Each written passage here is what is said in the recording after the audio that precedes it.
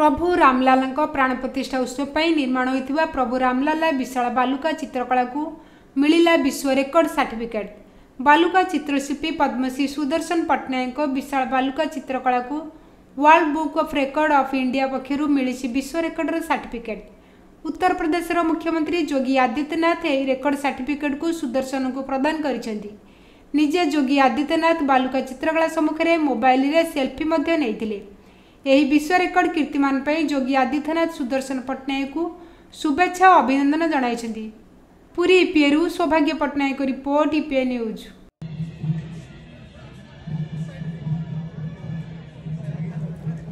एमिति आउ किछि नुआ नुआ खबर जानिबा पई हम ईपीए चैनल को लाइक शेयर एवं सब्सक्राइब करने को भूलंतु नहीं।